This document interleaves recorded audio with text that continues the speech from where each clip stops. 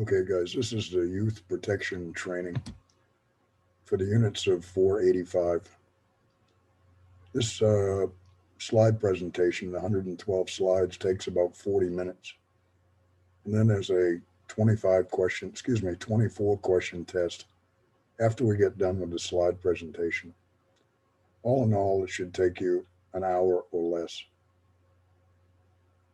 So let's get started.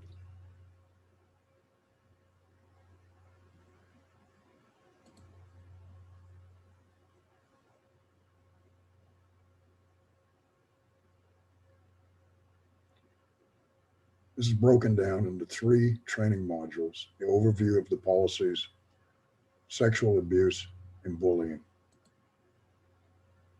Overview of the policies. Some of this may trigger old memories from some of you folks that may have experienced youth protection problems in your past. If that's the case, go ahead and relax and try to calm yourself. The objectives at the end of the training, you'll be able to know how to create and maintain a safe space for youth, recognize, respond, and report the different kinds of abuse likely to be experienced by youth, know and utilize scouting's barriers to abuse to protect youth. The importance of this safe space for youth. The reason we're doing this is to protect our children, and also because the Scouts of America have lost millions of dollars in lawsuits from past mistakes. Types of abuse: neglect, exposure to violence, bullying, emotional abuse, physical abuse, sexual abuse. 5 important facts. Most abused children are maltreated by a parent or someone close to them. Children who are abused in one way are often abused in multiple ways. Maltreated, neglected, and abused children are at a high risk of being abused again.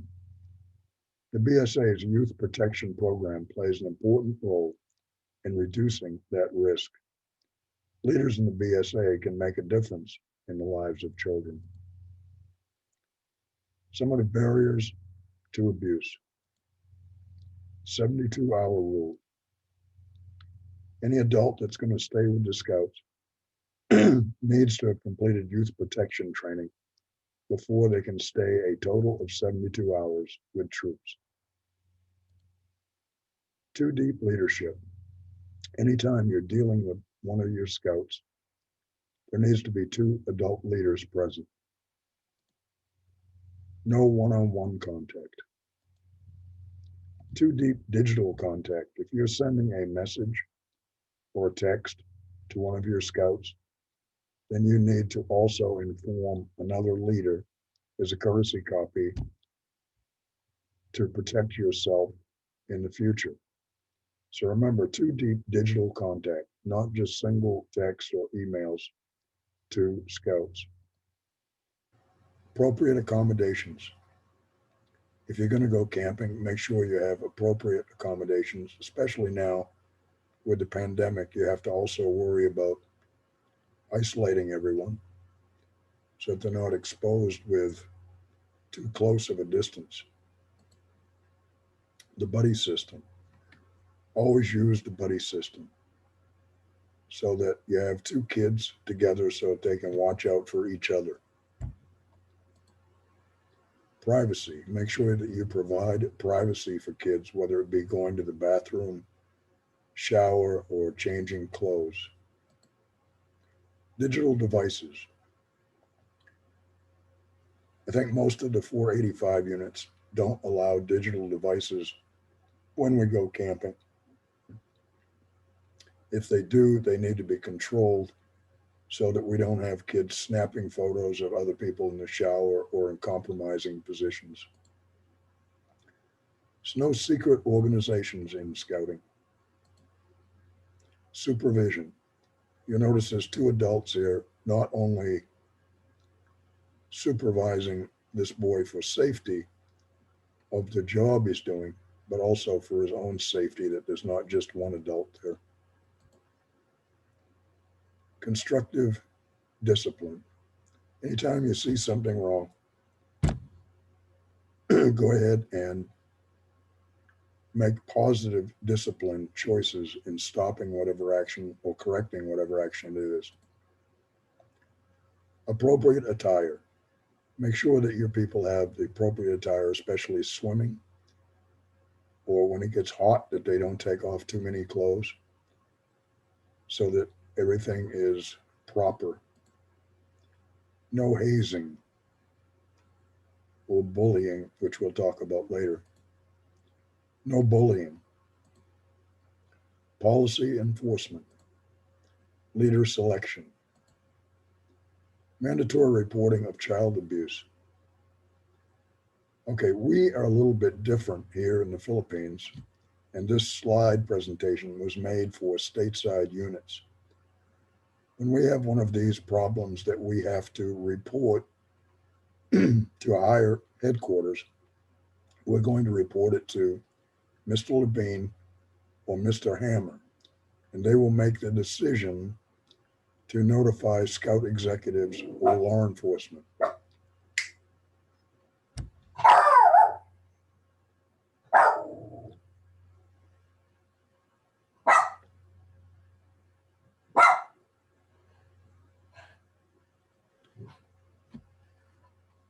Some of those things are physical abuse, sexual abuse,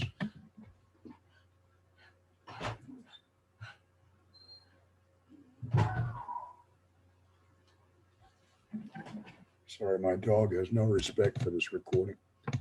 Emotional abuse, neglect, exposure to any form of violence, exposure to any form of sexual exploitation. Now, again, it says after reporting to law enforcement. Remember, we're going to report those to Mr. Levine or Mr. Hammer.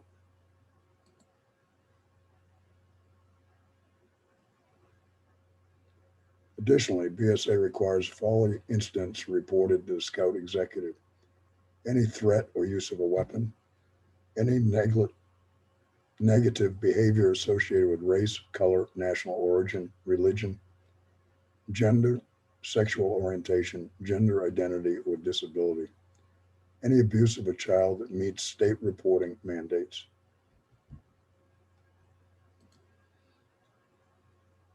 The executive that will be contacted by Mr. Levine or Mr. Hammer is Robert Davis. How to report child abuse. Again, you're going to report it to Mr. Levine or Mr. Hammer if you suspect child abuse.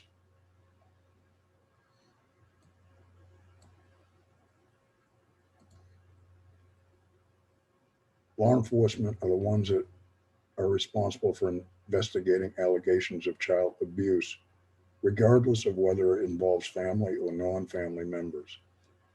Child Protective Agency is responsible for investigating allegations of child abuse by family members. Scouts First Hotline, you're not going to need to worry about this. You're going to need to worry about notifying Mr. Hammer or Mr. Levine. If you're unsure a child's behavior may or not be an indicator of abuse, keep in mind what you observe is often only one piece of the puzzle. If unsure, it is always safest to report it. BSA's Youth Protection Program. Boy Scouts of America strives to prevent child abuse through a comprehensive program, which includes mandatory youth protection training, formal leader selection process, criminal background checks, barriers to abuse, mandatory reporting, volunteer screening database systems. The resources available: sexual abuse. At the end of this training, you'll be able to define sexual abuse, identify 2 types of sexual abuse, recognize characteristics of abusers and their targets, respond to sexual abuse, and report sexual abuse. Now, as we go through this, if there's something important that you may see on the test. I'm going to stomp my foot a couple of times to help you out so that you remember it. Sexual abuse crisis in our communities. Sexual abuse is engaging a child in sexual activity.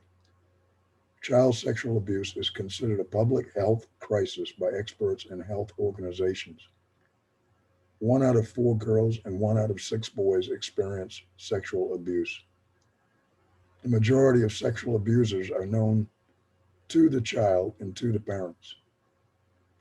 Remember, most of the sexual abusers are known to the child and to the parents. Adult on youth abuse. Abusers are often adult family members. Abusers can be neighbors, coaches, teachers, or youth leaders. Abusers misuse their position of authority to engage youth in sexually abusive activity. Types of sexual abuse. Continuation. Youth on youth. Youth abusers are often older siblings, cousins, or family members. Youth abusers are typically 4 or 5 years older, but may be the same age. Abuse is likely to occur during overnight activities. Abuse is often disguised as a game playing by the offender. BSA policy clearly states sexual activity of all forms of public display of affection are prohibited. Public displays of affection include holding hands, frontal embraces, and kissing. It is natural for youth to create relationships and friendships. Supervision, monitoring, and communication by adult leaders are key elements in preventing the following: youth engaging in any form of sexual activity, youth engaging in abusive, non-consensual sexual activity or relationships, youth attempting to meet up. Barriers to abuse. Strict adherences to the scouting barrier of abuse is key. Adult supervision during tenting and nighttime activities is critical, as well as monitoring high-risk areas, the restrooms, changing areas, etc. This also includes not assigning youth members more than 2 years apart.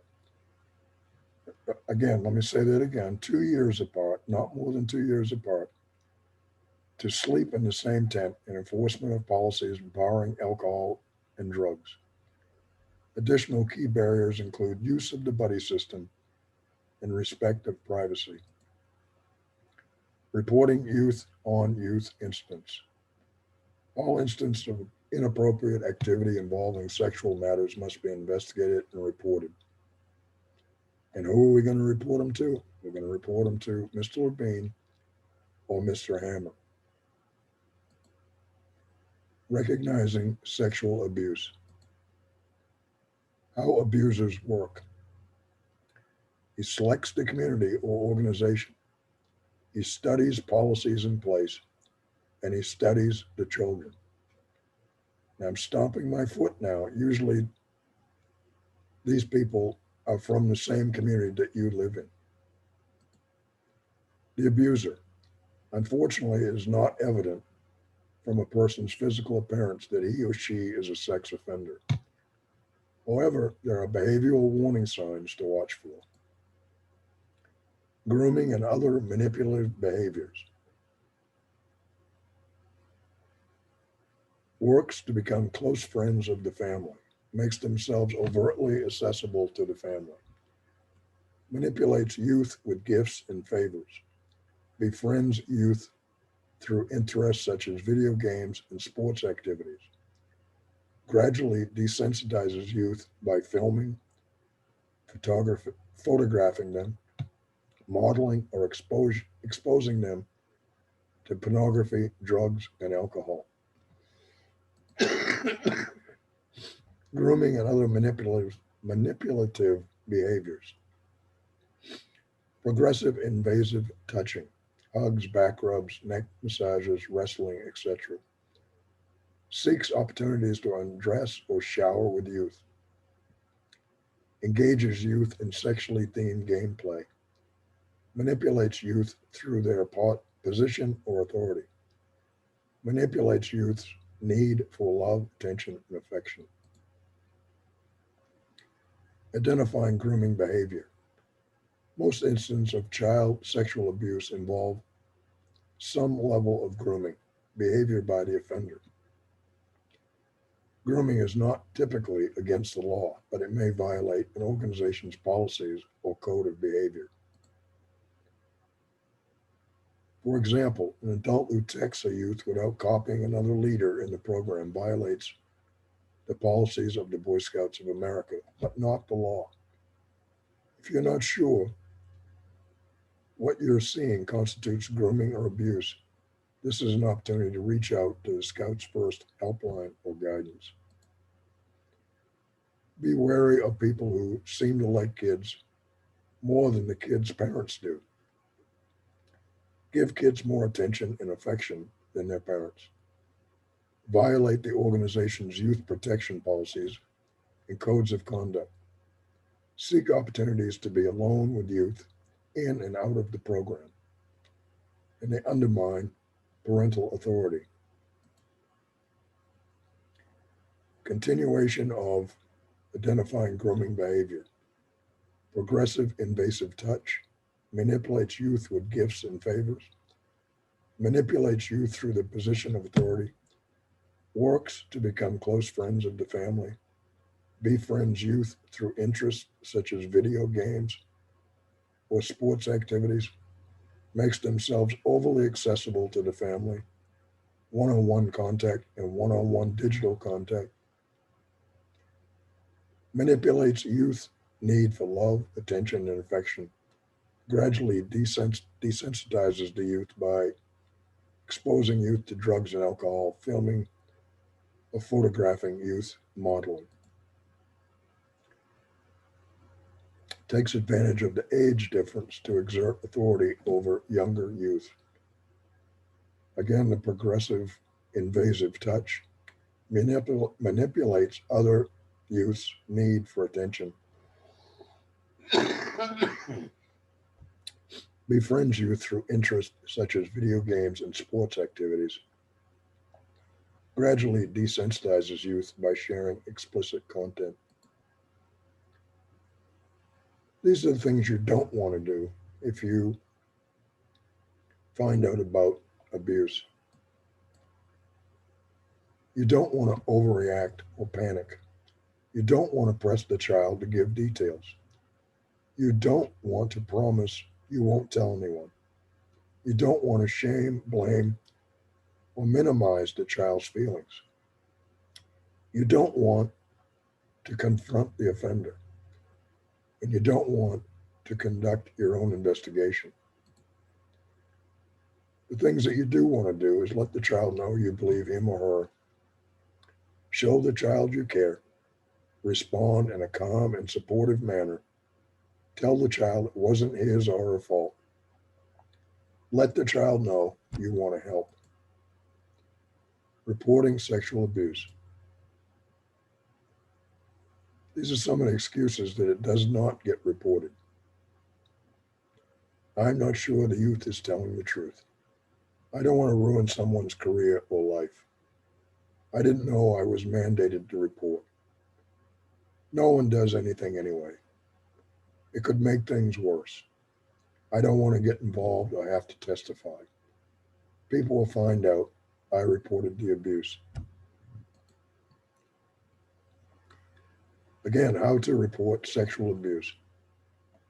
Us being different here, you're going to report what you suspect to be sexual abuse to Mr. Hammer and Mr. Levine. And they will make the decision to report it to law enforcement or the Child Protective Agency.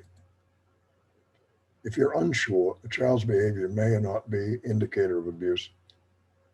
Keep in mind that what you have observed is often only one piece of the puzzle. If unsure, it's always safest to report it.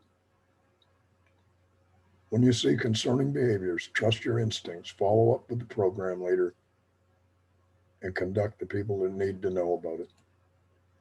Resources.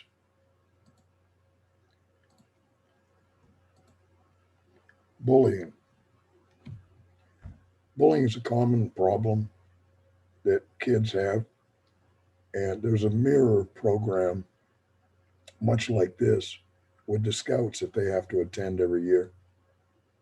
It's called, I'll think of the name of it in a minute, but it's youth protection, and it's very worthwhile, even though you may think it's really a pain. You have to do that class every year. One example is after we conducted it last year with the AOL scouts, one of the boys went to his parents and told about problems he was having bullying. Name of the program is Protect Yourself. An annual video has to be watched. So it is very beneficial. Objectives. At the end of the training, you'll be able to define bullying, recognize bullying, respond to bullying, and report bullying.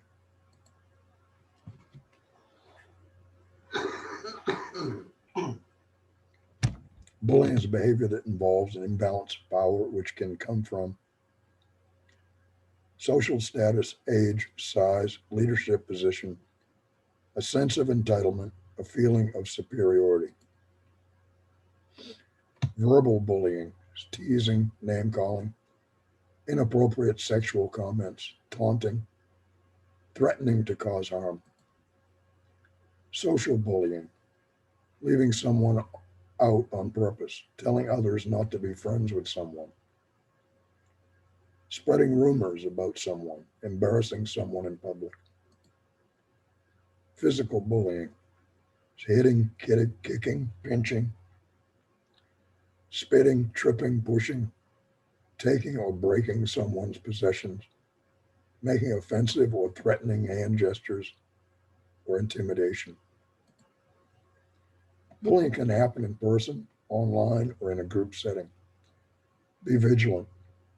Youth who engage in bullying behavior will often seek to isolate their victims from leaders or other adults. What is cyberbullying? Harassment using the internet, texting, social media.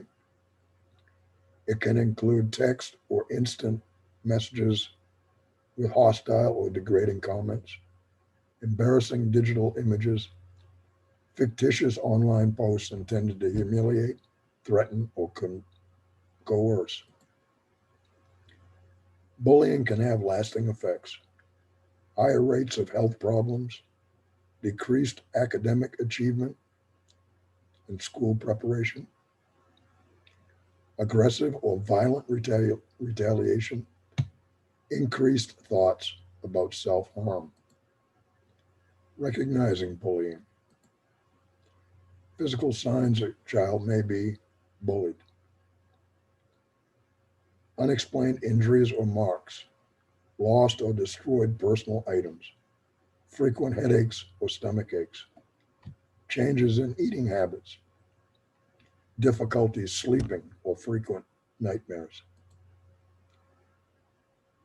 decreased self-esteem or blames himself or herself for problems, reluctant to defend oneself when teased or pushed,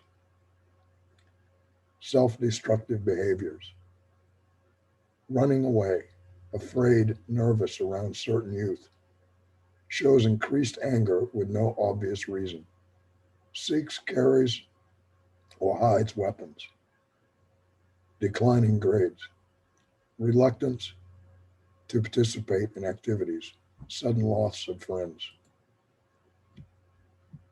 Signs that your kid may be bullying others, gets into physical or verbal fights, has friends who bully others, requires repeated adult supervision or disciplinary action, has unexplained extra money or new belongings, becomes increasingly aggressive, blames others for problems, doesn't accept responsibility for actions, obsesses about reputation and popularity.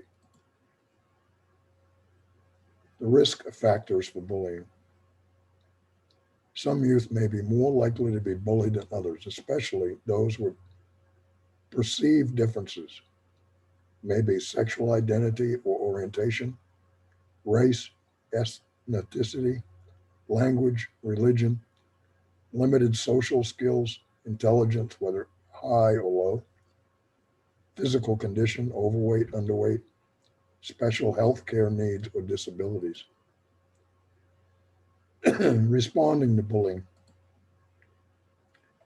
Prevention. Create a bully-free, positive environment. Set a positive example. Know and enforce the youth protection policies. Teach everyone about empathy. Teach everyone how to look out for one another. Teach everyone how to stand up against bullying and be an upstander. Be situationally aware. If you see it, stop it and report it. Don't use labels like victim or bully. Don't ignore or assume the behavior will work itself out without adult supervision. Don't question or ask bystanders to publicly recount what happened. And don't make the youth immediately apologize. The things that you do, stay calm, stop the behavior, separate the youth involved, make sure everyone is safe. Meet any medical, physical, or mental health needs. Summon assistance. Notify program leadership. Identify bystanders and discuss what happened privately. Be respectful and impartial. Reporting bullying. Reasons bullying goes unreported. Afraid no one will believe them. Afraid they will not be accepted if they say something. Afraid they will be seen as weak for letting it happen. Feels responsible or blames themselves for the bullying. Intimidated by the bullying or fearful about retribution against family, friends, and loved ones. How to report bullying. Again, you're going to report it to the scoutmaster, and then he's going to report it up to Mr. Levine or Mr. Hammer. They will determine whether to report it higher up the chain of command. If you're unsure, bullying can frequently be difficult to identify. Keep in mind what you observed is often only one piece of the puzzle.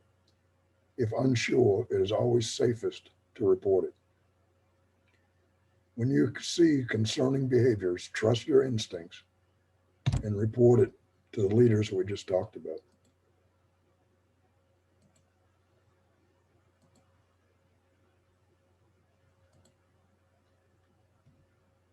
Okay, that concludes our presentation. Now you have a 24-question test that's been emailed to you. Please complete that and return it to us. And then you will have completed youth protection training.